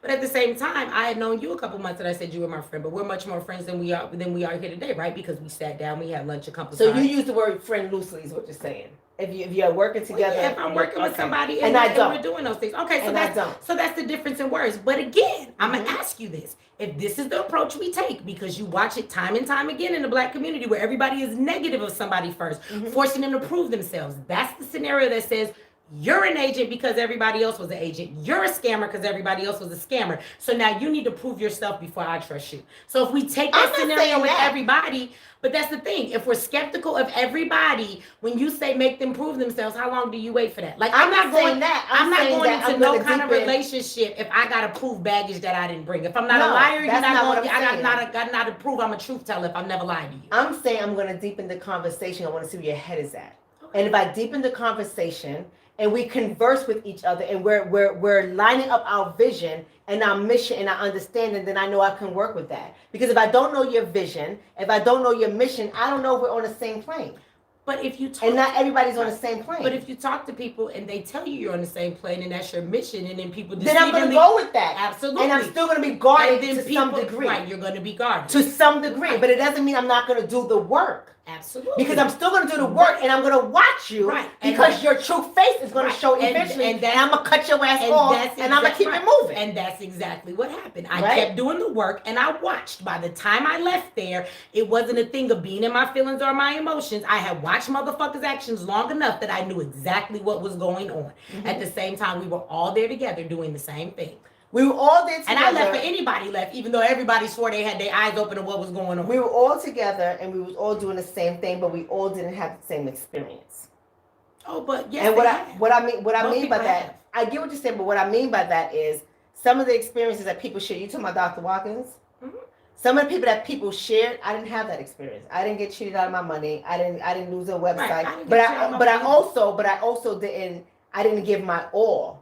Now, I'm not saying you did. I'm saying in general. But I don't understand how giving that all have anything to do with somebody stealing your domain name behind your back. No. I said I'm not talking about you. I'm saying some people. And you already had your domain name. I had my domain name. So he couldn't have. And that's why I was trying to tell you, he couldn't have. But that's why in Philadelphia, I was like, what are you doing? At that point, it was already done. But you're Dr. Shonna. Before I became Mechee X, I didn't have a website. There was no reason for me to have a website. I was Mechee doing poetry, right? So this is the thing. You get into that lane and you're getting ready to do it. Somebody take it from underneath you. I'm not talking about domain name. I'm saying I saw where you were going.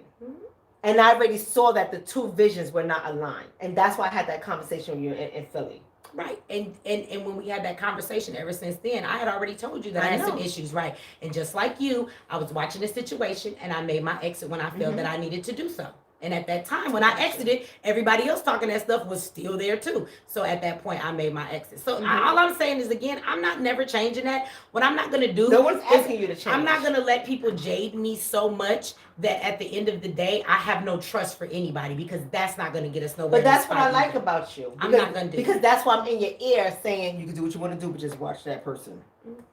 Right? Because that's what a network looks like. We're not going to all have the same talents. We're not going to all have the same skills. We're not going to all see things the same way. We're not going to all have the ability to read people like that, right? Not that you can't read people. You're more like, I'm busy doing the work. And then when you sit back, you say, oh, something doesn't add up. Whereas Right. I'm more like, I'm going to read your ass before I do the work. I want you to do the work. But I also want to be like, watch this person. Watch that person. Do the work, but don't give too much. Slow down. You're loving too much. You're loving. Not saying I'm not a loving person. I'm not saying I'm not a loving person, but your ass is a loving person. You're also a water sign. I'm an air sign. I'm so detached. I know. I'm so detached. Yeah. You're more like, ooh, I love her. And I'm this, like, fuck her. This like, is, it's a difference. This is why. It's a difference. You go to Dr. Shonna for the truth because she's not attached to you being. I'm not attached to your emotions, your feelings. Fuck your emotions. Fuck your feelings. I don't care. She's just going to tell you the truth. But that's and okay. You're like, no. They're doing the work. This is great. I'm like, fuck that. I don't trust her. Right? But I never tell you not to do it. I'm going to have your back no matter what, but I'm going to give you what I see. Right. You take it or you leave it. But again, like I said, at the end of the day, that's part of why we can't do anything in the community because nobody's trustworthy. That's part of it. And we're going to be honest about the fact but that we're doing something. You can sit around and you can watch people to your heart content. The truth is, some people come in to deceive. Some people play a good game. Mm-hmm. They know from the beginning they're not legit and they tell you what you want to hear. And I don't have time to sit around trying to be suspicious of everybody. If you a fake motherfucker, right. Eventually it's going to come out. I'm going to keep moving forward doing the work. I'd rather be But sometimes like that, they can take your life. Right. Because those fake motherfuckers will be in your circle and shoot your ass too. Well, I got fake motherfuckers in my circle all the time. That's why half the time, it could be a person standing next to you who done kissed your kids and told you they loved you and know your mama. And I've learned that in life. So it is what it is, you know. You're right. That's why you don't let people in your house. No, don't nobody be in my damn house. No, I know, but this was a great conversation. What are people saying? I don't know this. I can't even see them. Listen, so many of you guys have dropped off, but so many of you guys are still with us, and we really do appreciate that, right? So, somebody says, let me read one. Wow, we go get another drink. My phone is dead. I'm gonna get another drink. Let me see. Somebody says, excellent discussion, which is de facto war report by the underground intelligence. Watch, realize best practice for evolving. Okay, great. Okay, I know why you're upset with Dr. Boyce, but he does more good than bad. Bless Earth Day in advance. I disagree with people they who say do. that. Vanessa had to learn to have. For the sister who said that, I get tired of y'all people saying that shit too when you're not the people that he's messing over. Like, I'm gonna need y'all to stop saying that he does more good than bad, okay? Can we have that conversation? Like, why are we always tonight? I thought we was going to stop it in the black community. We can throw that out there and we can stop it. We can talk about it another time. But I get really tired of people making that comment that woman made. First of all, you're not the woman that he has played. There's about 8 women right now. If I wanted to be petty, I could do a surviving Dr. Watkins roundtable with women who said he's stolen their ideas. He's taken all kind of things from them. He has not paid them, and he uses them. So guess what? Master give your ass some cornbread sometimes on Sunday too. But does that make him a good person? So, because he has a business school, he does good. That business school always also pays him. He don't do that shit for free. So what are you talking about? And at the end of the day, if you're telling me that just because he does things that line his pocket, that's okay because those things help the black community, so it's okay for him to tear down the black women that he claims he loves so much behind the scenes. That's why I get tired of fucking dealing with the black community, because these are the goddamn attitudes we have. A woman sitting online who has never been put in that position, who has so much to say about what good this man has done, yet and still you've never been any of his victims. That's like trying to defend R. Kelly because he never raped you. Girl, shut up. Was it a girl? I don't know. It looked like her name was a woman. If it wasn't, you know who you is. But I'm just saying I'm tired of that too. Why do we always make excuses for people who do wrong to the community because of the good that they've done? So their good outweighs their bad. They can do whatever they want to do. I'm tired of that conversation from the black community as well. And every time somebody gets victimized by a person in the black community, whenever the victim calls them out, they get mad at the victim for saying what they said, because you shouldn't be telling our business. You should just shut up and live with it. That line, what goes on in this house stays in this house, has destroyed so much of the black community from a personal level to a big level, because we want people to continue to cover up the bull crap, which I'm sure Dr. Shonna, as a counselor, you can never deal with issues if nobody's willing to call them to the table. I agree with that. So when we talk about calling issues to the table, and this is where you're not going to agree with me. I know we talked about it before. I'm going to say it to the people. I'm somebody that says sometimes we all have to literally be at the table and we all have to talk to each other. We don't have to walk away friends. We don't have to hug, but sometimes we do have to be at the table. So you're talking to me as someone who does relationships, including family counseling. Even if we don't get along, I have them all at the table, right? Because we need to have some understanding. We have to be able to clear the air. We have to be able to release that kind of stuff. So no, I don't always agree with the strategy and the tactic, but I am somebody that as a relationship counselor, I feel that we should all be at the table. What we're doing is we're airing these things out. And I'm not saying you're wrong. I don't want you to think that I'm saying you're wrong. You do it however you want to do it. Because nobody ever wants to come to the table with Mechee. You know, the table's always open. They don't do that. But I did offer myself. I did offer Dr. Watkins to come to the table. Well, we don't have to talk about that in detail, but you also watched that man lie. I'm not going to talk about it. Right. I'm not going to talk about it in detail. Right. But you know me personally. They don't know me. I did offer for it to come to the table because I think that sometimes, in my opinion, I think that sometimes things get messy and some people, maybe not the people in this community, but some people have impressionable minds, right? And I think that we have a social responsibility to the people who listen to us. So I am, and maybe call me whatever you want, but maybe I'm that kind of person. Maybe I allow how I operate in relationships to show up in this movement that we are in. But I do think that some things have to be at the table. Now we get to the table and we decide we're going to be at war, then at least we try, and fuck it, war is right, war. But what do you do when you go to speak to people and they refuse to come to the table? It depends on how I approach them. If you're talking about me. I'm talking about period. Like when you're trying to deal with an issue and people refuse to tell that they lied, they refuse to speak their truth, they refuse to communicate with you, and they won't say anything to you. Like at the end of the day, then how are you supposed to deal with that? That's if people are willing to come to the table. I think I gotta take that on a case by case basis for who the person is. I can't make a general statement. Now let's not go too personal. Then let's stay to the Black community and figures, because this is the thing too, that when we co-sign people publicly and we're friends with people publicly, I'm gonna tell you the reason why I remove myself from people, because if I co-signed you publicly and you doing some dumb shit to the community, I have the right to publicly remove my co-signature so that I don't start looking like you because of the stuff you doing. Right. So this is why I'm gonna publicly say it. And trust and believe, every person I've ever called out, I talked to them or tried to beforehand, but they dismissed my conversations. A matter of fact, I told you that I didn't have a problem with coming to the table, right? He's the one that won't have a thank you. So it's not that I wasn't open for that. Well, I had a conversation with Dr. Watkins. What was that, like October around there sometime? And he didn't say that he was not willing to come to the table. He did not say that he wasn't willing to come to the table. He said that if I was going to be a part of it, he'll be willing to do it. But I left it alone. We could talk about that off air. I left it alone because my spirit has to be aligned, and something was off in my spirit. And I'm not saying say it's because of Dr. Boyce Watkins. Sometimes timing is not right.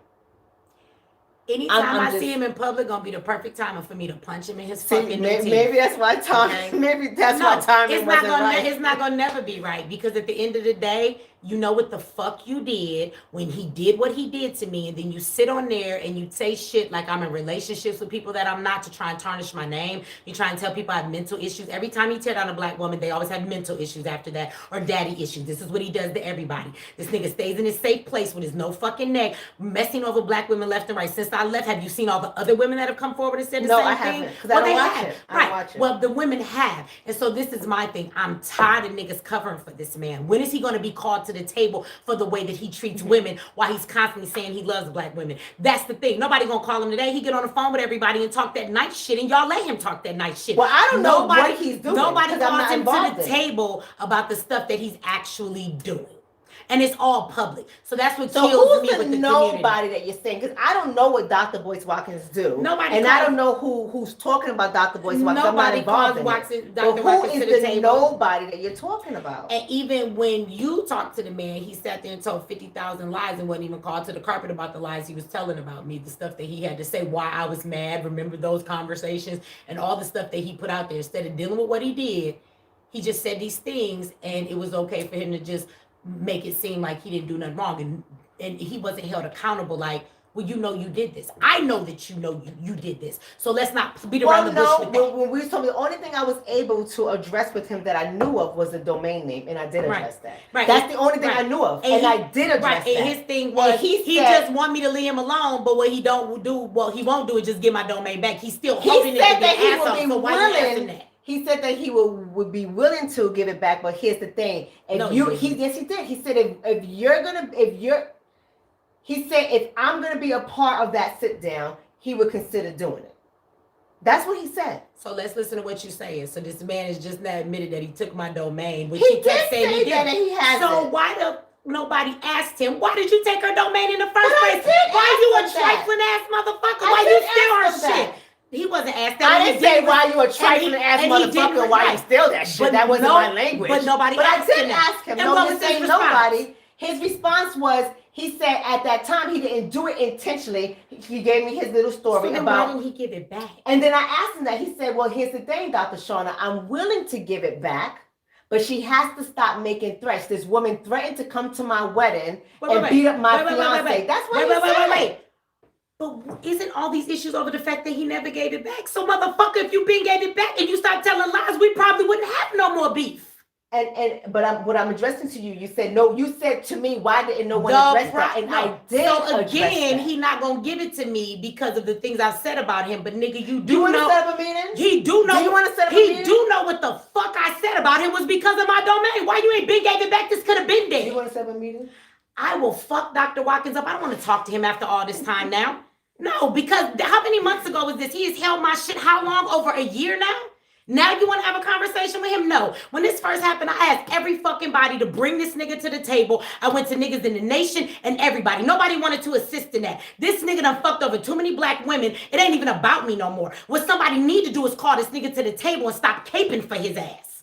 Well, when you say somebody, you talking about the black guys? I'm talking about who I did address him. I'm talking about whoever the hell find themselves in his corner and can have a conversation with him because all the women he fuck over, he don't answer their phone calls, he blocked them and he won't allow them on social media. So for the people who know these things that can get in touch with him, when we talk about the community, but I don't know who those people are. Why we can't get together and why we can't ever get on the same page, this is why.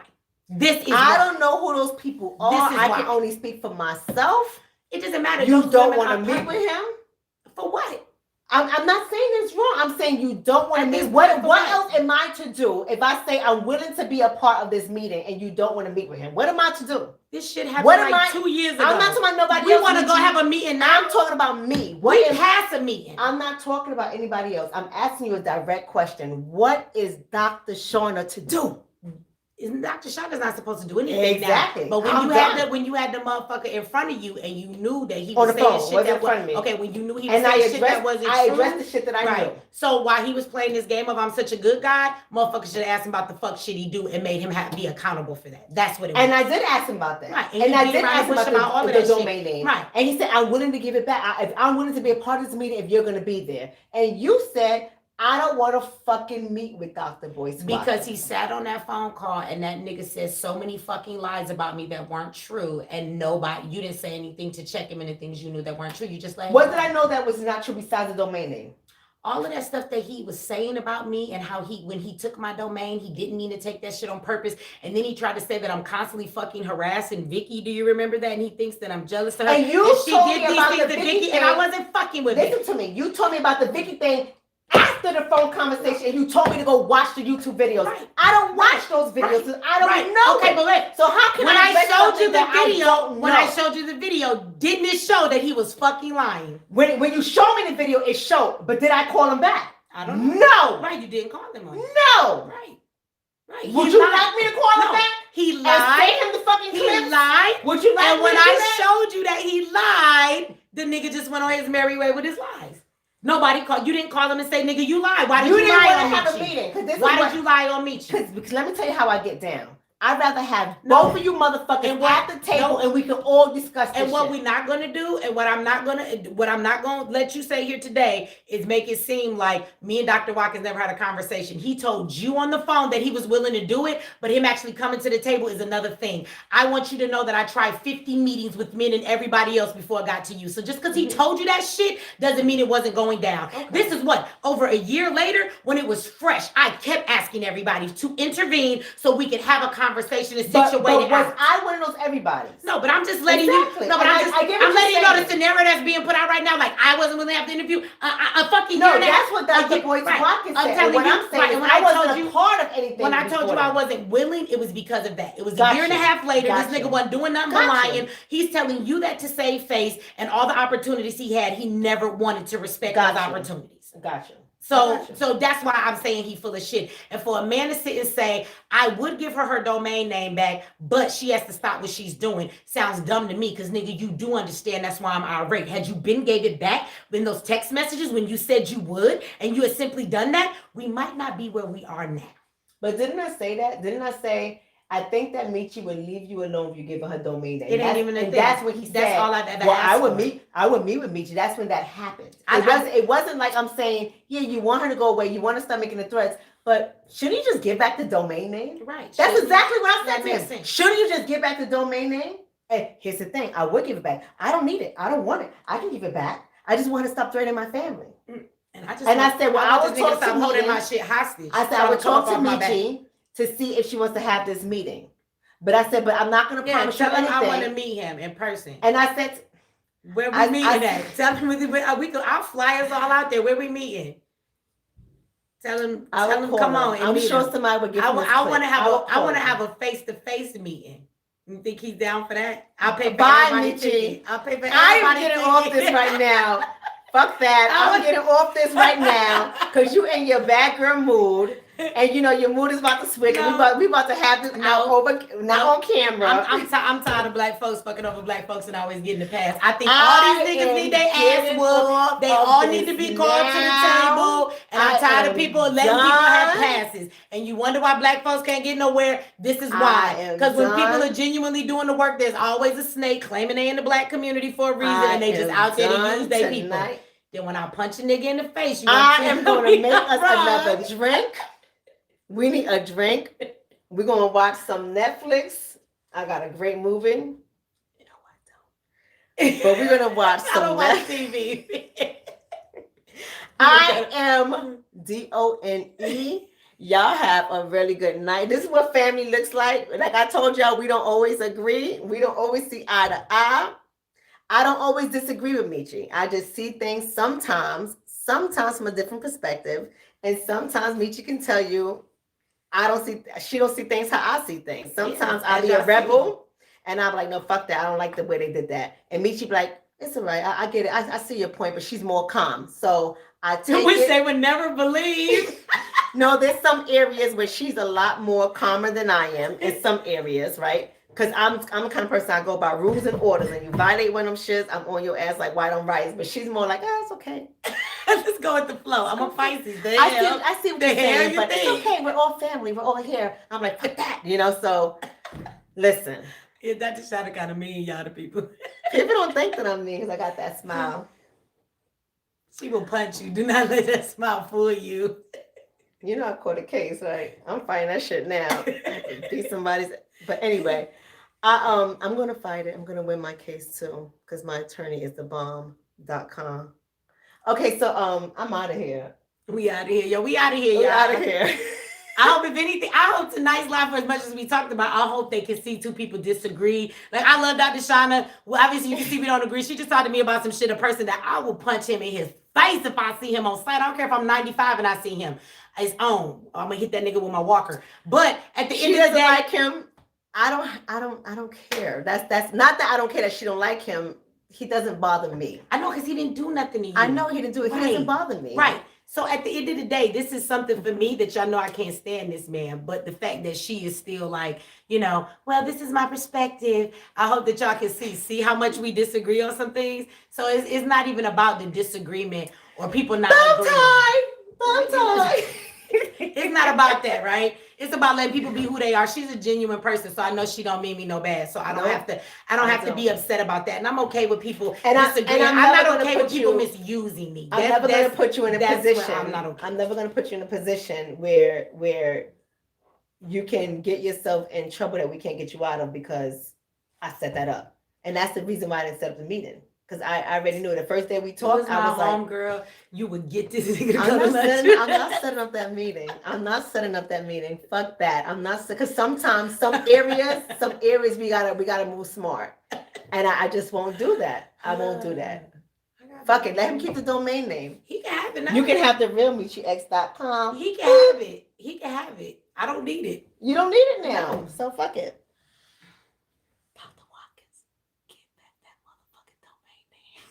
He might keep it till he turn blue in the face. He better not never use it because it is trademark. He can have it, but he can't do shit with it. That's domain name. Let's do what's right. I have a good night, everyone. I love you guys.